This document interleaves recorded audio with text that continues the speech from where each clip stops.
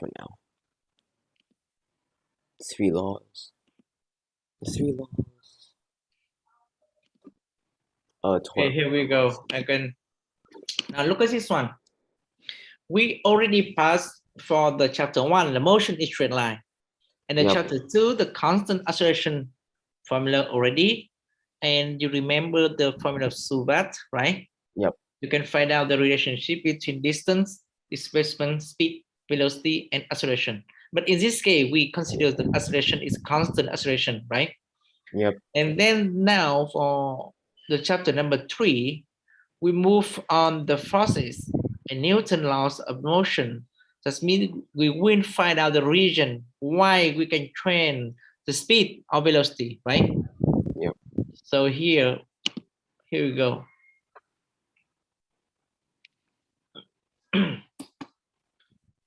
First of all, you know that there's some kind of the forces you know in the real life. What kind of forces you know?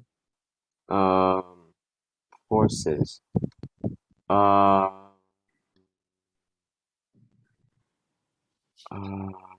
Not sure. I think there are like gravitational force, resistance. I'm not sure if that's a force, but it is some kind of this is a force. There is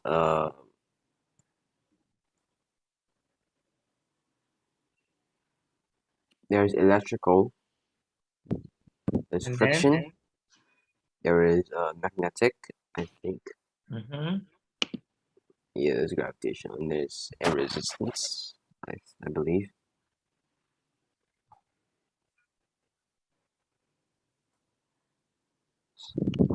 Yeah. Anyone more?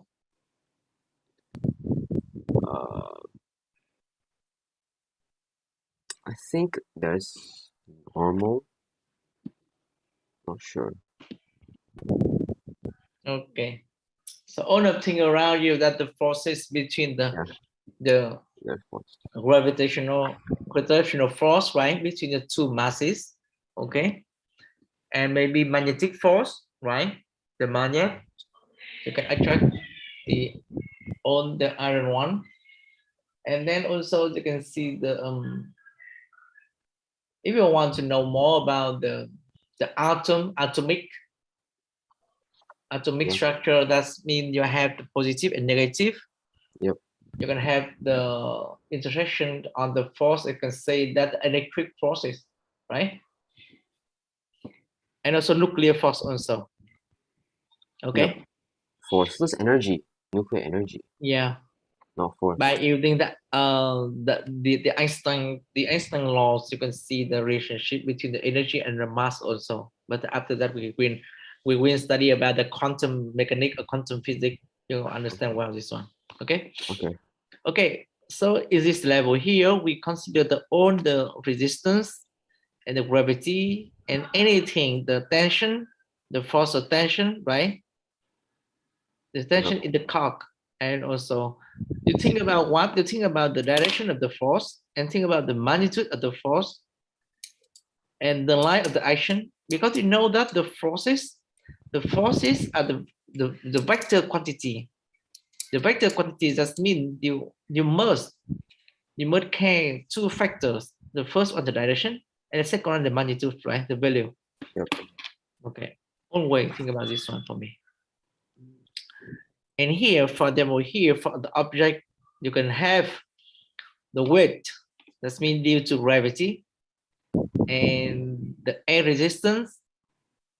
If we count, because there's some question that they say that okay, without air resistance, that means we can cancel out the factor of air resistance because it's small, very small compared to the weight for that one. Yep. Right? And also the care about the tension, the combined tension also. So now you know for the object with the last side, that means we cannot consider the object as a point, the mass point, and they have the side, the length, and the width right? And the height. Yep. So we can hear about the center of mass. The center of mass, what does it mean? The center of mass does mean, furthermore, you have the pen, right? Imbalances. You know that you can balance. choose the position of the pen that can be balanced the pen on the finger. Okay, so that's position here that indicate the center of mass of the pens, right?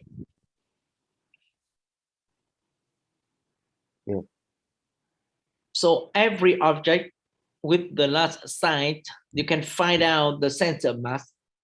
At the center of mass, you can find out the balancing, right? Yeah. Okay. So what does it mean, the center of mass? That means if you consider the weight of the mass of the pen, just focus on the center of mass only, right? Yep. That means we can say that we can imagine the equivalent system of the physics phenomenon to understand wealth. Because if you can draw the object with the last sign, so that makes the question be complicated, right? So that's why we use some symbols, and for them, if the pen, that's only you ping out a point, that's only a point, a center of mass, that's a pen, that's only. It Yep. depends on the system. So at this position of center of mass, the force on the pen, as I said, in equilibrium. Equilibrium, that's what does it mean? This means at this point stay statics, right? That means, or maybe the pen can be at rest if the two forces have the same line of action with the opposite opposite direction and with the same value. That means the sum force equals 0, right? The total force, or we can say the resultant force, right? You got it? Yes. Okay. So for Newton discovered 3 laws of motion. 3 laws of motion. Yeah. The ethics and the main law of motion will focus on the second one. The second one plays the more important thing, but the first and the third one also. If you want to understand well, all you can deduce from the second law of motion, right? The first one, he said that if the object at rest, right, and without force exerted on the object, so the object still at rest, right? Yes. It's related to acceleration. Yeah, if the force, if without the force, that's mean without the external force, you can say that you cannot move. So the state of the object is still the same. Yeah. That means at the beginning, if the object at rest, so they will stay at rest. If the beginning they move with a constant speed, so after that, without external force, so the object will still move with a constant speed, a straight line, right? And the second one, that means he pingled out the relationship between the force and also the acceleration. And also the factor here depend on the mass m. So that's why he can pingle out F equal to m times A. That means F m times A. That's for the second one. But after that, we will study all of this one. And for the third one, he said that if the object A exerts a force on object B, right? And then there is always reaction of the same kind, which is equal. You slap on the that means the object B exerts on object A at the same value, but the opposite in direction. Yep. Right? You got it for the third one. Yep. Okay. It's like when you slap on the table. Yeah. It hurts you back. Yeah, that's right. For example, here, if you stay on the chair, for example, the chair also reaction force on the body of the person, right? Yep. own weight. And then also when the force of the person on the chair back also, and the chair back also when has also reaction force on the back of the person. Okay, for everything, every phenomenon. Okay, also you see for the friction. The friction, what does it mean? Friction force happened when you have the motion between two surfaces, right? Yep. Furthermore, if you have sometimes you can push the hand along the table, right? The Yep. table always react in two ways. If the push on the right and the table always have a friction force on the left, except on the Yep. hand. So, Okay. so. Yeah. Okay. And also it depends on what this friction. Friction depends on the reaction force on the hand, and also the normal action force exists on the table, or that equal to normal reaction force on the hand. They have the same value but the opposite direction, right? And you understand that when the weight of the mass of the object increasing, so that means frictional force also increasing. That means frictional force is perpendicular, no, is proportional to the normal reaction force. Okay. Force, no, such force. Friction force is a proportional to the normal force. The normal reaction force. Okay.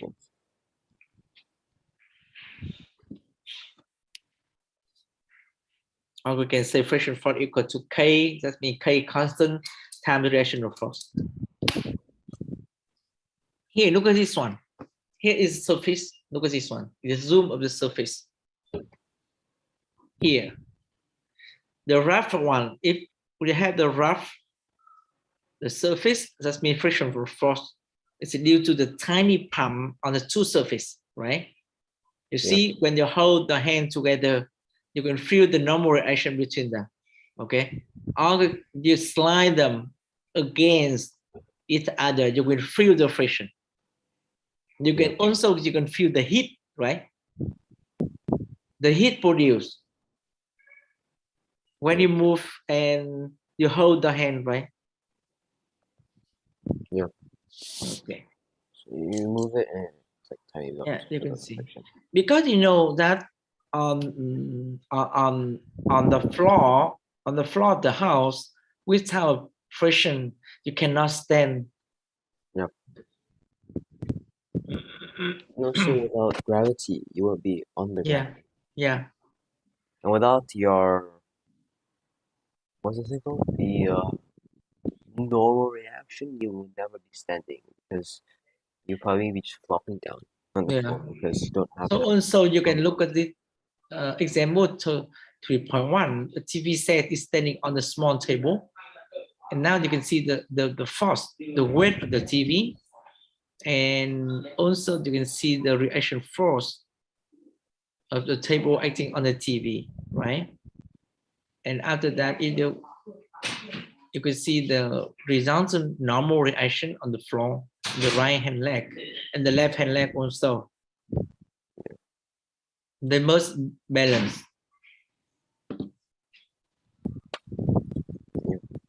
Or else one will just collapse. Yeah.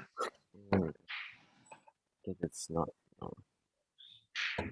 And also you see here, the example of 3.2, you can see the tennis ball when the hit downwards across the court, right? From the left hand side to the right hand side. And you can see at the instant it's hit by the racket, right? By the racket, that means the force of the racket is the P from left to right, but the weight of the ball always go down, vertically go down, right? Because it's due to the gravity, okay? Yeah. And also for the second one, when it's crossed the net, you see that cross the net, you see you can have the air resistance when the ball is moving quickly, Yep. and also the weight Wait, swing down. own way go down, Yep. and then at the instant it lands on the other side.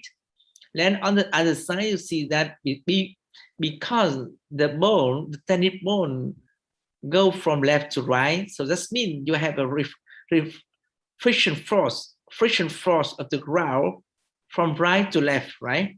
Yep. And also the normal reaction force is the N go up, right? Yep. So you can see here maybe the air resistance, because the air resistance always have the direction opposite side of the motion, right? Because the ball goes from left to right, so that means reaction from right to left. Okay. Yep. True. Okay.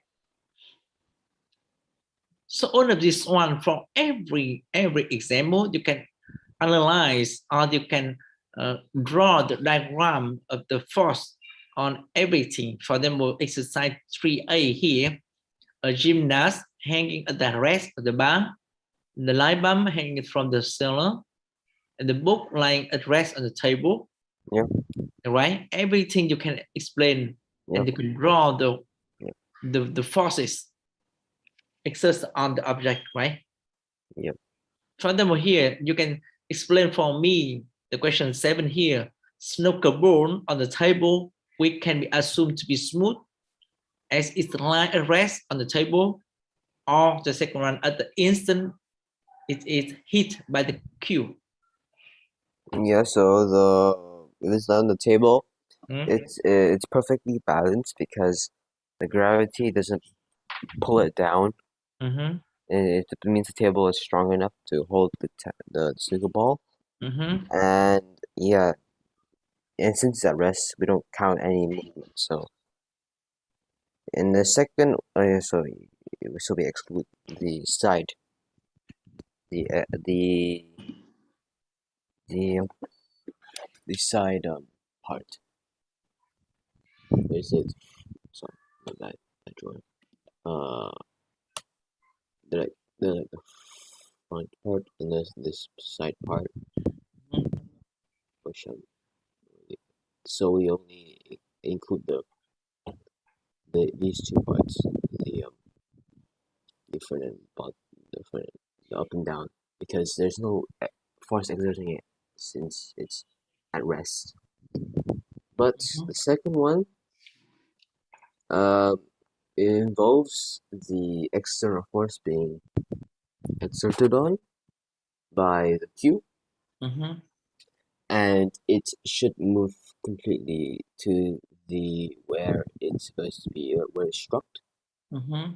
And since it's smooth, which I don't think it is, because there's a bit of friction, because or else it'll never stop. If it's smooth, we assume it will never stop because it doesn't have any friction because it's smooth. Okay. So also for Ice hockey puck, or I think better, mm-hmm. because it's on ice. Ice is like assuming that it's very smooth, unless it's on a rough ice, then it's an exception. do you have a hook buck already? Hockey, I don't have it at home, but Uh-huh. I know maybe how to play it because Okay. it's okay. So maybe when you go abroad, you can try this one by team. Because there's no snow and like there's no little snow. Yeah. Like it doesn't freeze.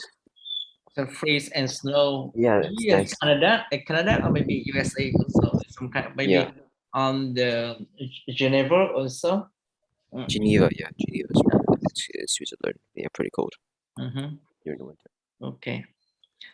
So okay, so all of this one you understand well, the ice Yeah, maybe the forces acting on the object, or maybe the world, or maybe any object you will want to study about the collision, or maybe the pump, right? and anything, right? Okay, so now we move on by the Newton law to understand and to explain the physics phenomenon, right? Yeah. Okay. So the first law of Newton, can say that every particle continues in a state of rest on uniform motion in a straight line unless acted on by resultant external force. Remember that here he figured out the external force, right? External force, that means the outside, from the outside, okay? Yep. Now, so for every example for the first law here, I think that's easy if you can understand well which force and which direction of the force acting on the object. That's all, right? Yep. Just figure out the direction and so the force, the magnitude, and so on. Yep. Yeah. And remember for the figure 3.18 here and 3.19 here, when the force acting, you can see for acting here, that means the pens or the pencil can have a tension, but in the eye, you cannot see the tension, right? But you can feel the tension when you want to push out, right? The pull out the two ends of the pencil for them, right? The cork, if you use the cork, you can push and pull, you can feel this one. Or when you go to the door, you can pull and push the door, right? Yep. Okay. And then now you can see that the resultant forces and equilibrium. Resultant forces, that means the sum of all the forces, right? Yeah. The sum of all forces. If the sum of all the forces equals zero vector, so that object will be in motion equilibrium. Yeah, like at equilibrium is this one. If we had the resultant force is zeros vector. Yep. Right? Zero vector just means the direction, no direction, and magnitude is zeros, right? Yep. So you see here, furthermore, now look at the figure 3.20. The car traveling at a constant speed. So why? The car travel speed? Because they had the machine, right? The machine is the power will pull with the force D in the red array. And then you know that the force on the car, you see here, if the car pull the trailer in by the tension in the tow bar here, look at this one, right? Yep. So with the constant speed, that means that the force D must be equilibrium with the force R, right? Yep. For the car, you have T, R, the resistance, right? So that's why if you choose the positive line, positive direction of the number line from left to right, right? That means along the moving the car. You're gonna have for the car, we have D minus R minus T equals 0, right? Yep. Because D along the positive, that means along the moving direction, right? And R and T is the opposite sign. So that's why we have D minus R minus T equals 0. Yeah. And for the trailer, we have only two forces, right? The tension in the tow bar and the force on the trailer, right? You got it? So that's why we have T minus X equals 0. That's one. Yeah, got it. Okay. Yeah. I don't know. Breaks down. Rest on it. Yeah.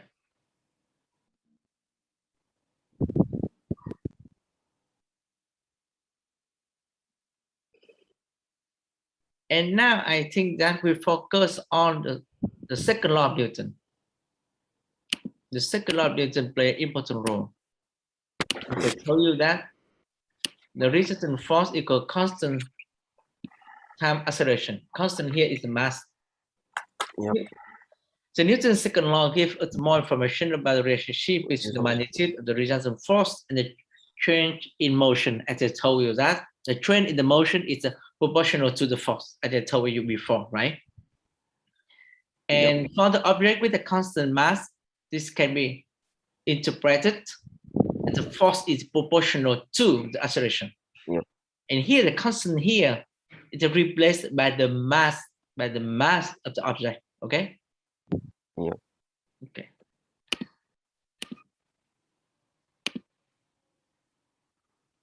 And you have formula F equal to M times A, M, right? Yeah. So now you can see.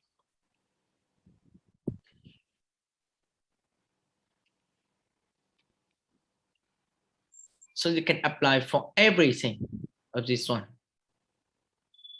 Here, for example, look at this one. Example 3.6, right? I will explain analysis for you.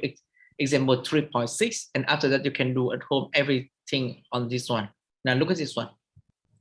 You have the pulley is smoothly and the light, and a 2 kilogram block, right, on the table on your rough surface. Rough surface, that means we have the friction, right? Yeah. And also look at this one. And the B with the bone here at the 5 kilometer. Now look at this one. If you want to study the motion of each one, and you will write down the second law of Newton for the each object, right? Yeah. Okay. For the first one, for the forces on A. Look at this one, forces on A.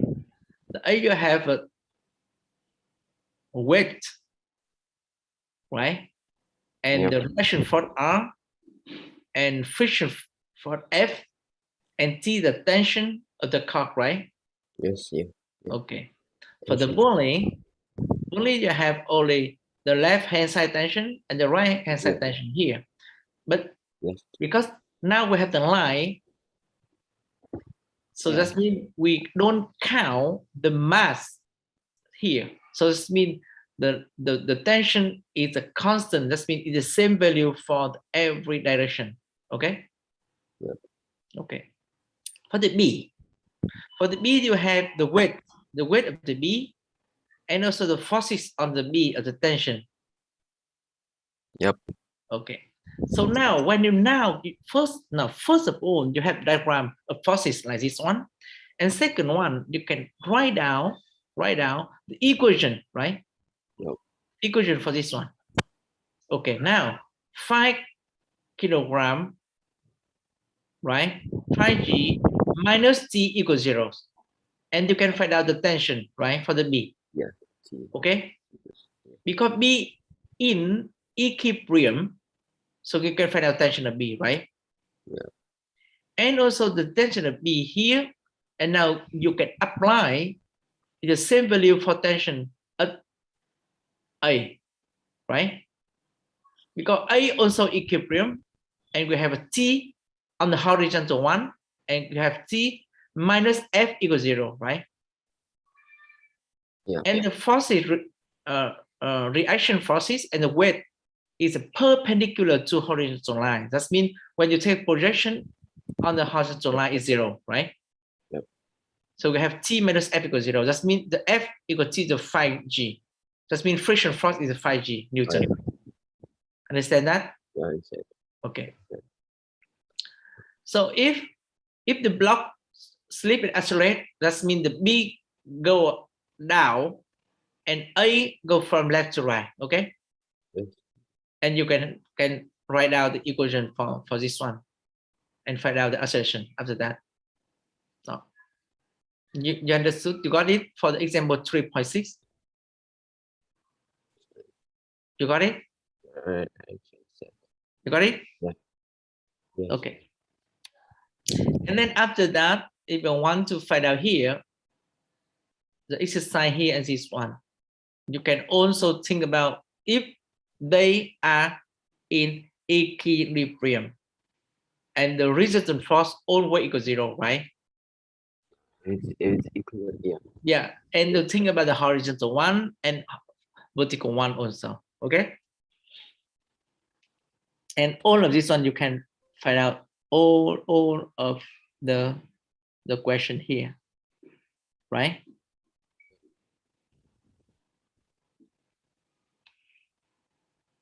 And maybe you can make the now how to say, make the experiment to measure the falling object, because you can see maybe the two objects with the different masses, and they can say that okay, with the heavy object, we go or we move faster than the lighter object, but it's not like this one. They're falling down with the same object without a resistance because of the weight, yeah, and the size of yeah, the thing. yeah, Piece of paper has like huge resistance. yeah, yeah. Like on the And also they can find out the Galilei experiments about on this one on YouTube. You can see that. Okay. They have the same one. They have the same assertion and the same time when they touch here.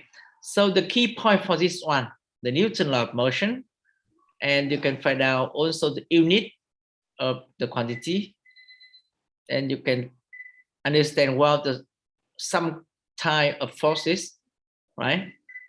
And also you know the understand well the equilibrium, the resultant force equals 0, right? Yep. Okay. And after that, we can use apply Newton's second law along a line, right? And after that, we will use this one. But if you want to practice more about this one, you can prepare for other about this one from the exercise 4B, right? You can see for me 4B, exercise 4B, right? On the page 78. 78. Okay. Yep. Okay. So I think that for today we will stop here to understand and to practice more about that when you got it, and then after that I will expand more application for the second law of Newton. Okay. Yeah. You got it? Understood. Okay. For each class we cover one chapter, so you will go very quickly. Yeah. Okay. Yes.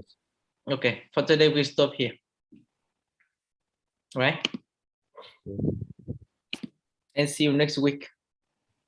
Bye. Bye.